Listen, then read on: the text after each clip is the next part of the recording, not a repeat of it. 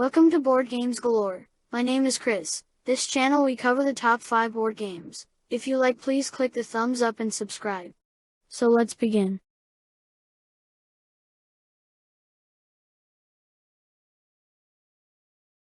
Top 5 board games for Zoom and Facetime. First up is Farkle.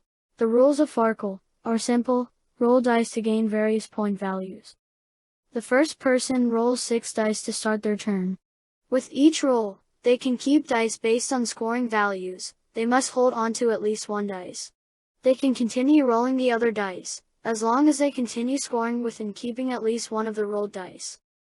If they roll and score no points in their roll, it's a Farkle and they get 0 for that turn. Then play moves on to the second person.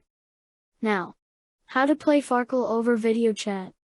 Each person will need to obtain 6 dice and a cup to shake them in. Then, you simply choose an order, and each person rolls their 6 in turn, dictating to the group what they've rolled, and set aside for points. Up next is Patchwork Doodle. This is a Tetris-style game that builds on Uwe Rosenberg's 2-player smash hit Patchwork, says Anderson Cook, adding that it's good fun for the whole family. For online play, one player has to own a copy of the game, and everyone else needs a sheet of graph paper on hand to draw. The cards are laid out on the table, each with a specific shape drawn on it, and a dice roll determines which card players get to draw. The main objective is to fit the shapes into the overall puzzle, creating as few gaps and empty spaces as possible. To make it even more interesting, each player has several special abilities they can use to fill their board, make shapes fit, or even choose different shapes, he explains. Up next is Wits and Wagers. Why it's great to play on Zoom or FaceTime. The most obvious reason that Wits and Wagers is so great to play with someone that is not with you physically is that it's simple. There aren't a lot of moving parts, and not much for most players to do. They need to be able to answer the questions, and they need to be able to choose bets. Someone else can do the rest for them. Wits and Wagers is best for a loved one missing a gathering, such as Christmas vacation. Because of its party game nature, it requires more than just a few players to be really fun. So, if most of the players physically present, having 1 or 2 calling in is perfect. That way, the game still functions well with the players present, while allowing the satellite player to enjoy being there without actually being there. Having too many players call in would get burdensome on those that are present. Next is That's Pretty Clever. This game works perfectly via video chat. You keep your camera aimed at the dice tray, while your family or friend or just strangers each have their own scoring pads to keep track. The main objective is to choose from 6 different colored dice for chain scoring opportunities on your scoreboard to earn points.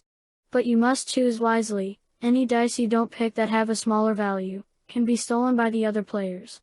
At first glance, this game may look complex, but the rules are super simple once you get going, says Anderson Cook.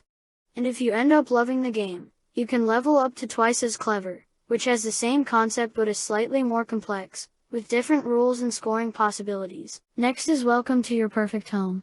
This game as players take on the role of architects, attempting to build the perfect town in 1950s America. Instead of dice, 3 cards are flipped over, each with a given action, explains Anderson Cook. There are many ways to score points, and players must figure out their preferred strategy to put them in the lead, he adds. Players choose one of the 3 cards, and once everyone has made their decision, the next 3 cards are flipped over. At the end of the game, each player will have completed their unique town, and the player with the most points wins. To play online, one person must own the game to display the cards, and everyone else just needs a pencil and a score sheet, which they can download and print for free or download a free app onto their phones for a digital version. Last on the list is Just One. I have included the manufacturer video. After it plays, I will return and talk more. If I say Belgium, dark, sweet, milk, what are you thinking about? Yes, chocolate!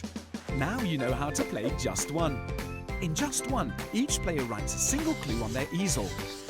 Before showing them to the active player, all the other players compare their clues and eliminate any identical ones. Then the active player will try to guess the mystery word. Come on, let's play together. The active player, without looking at the card, will choose a number between 1 and 5. Number 3. The word to discover is sombrero. What clue will you give? The other players are ready. Let's see what they wrote. Did they choose one of these 4 words? Oh, bad choice. Your word is eliminated. Otherwise, well done. This new clue will no doubt lead the active player on the right track. Just one. The cooperative party game. You have the choice. Make a difference.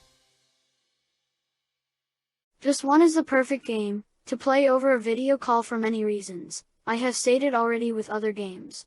But that shouldn't diminish the strength of the reasons that make it such a great fit. One of those reasons is that it has incredibly simple game mechanics. There is no game board, and no tiny game pieces that need to be constantly manipulated throughout the game. Each player has a board they write on and a card to draw, each of which can be done by a player physically present. They aren't things that are too cumbersome to be completed by someone else. This is a great game to play over a video call in most party game scenarios. While it can be played by just a few people, it definitely isn't meant to be played by just 2. So if you're looking to buy this game to play over a video call, it's best for party-type situations. Well, that is it for the countdown. Thank you for watching. Please comment below if you have any questions or just want to say anything. Don't miss out. See you next time.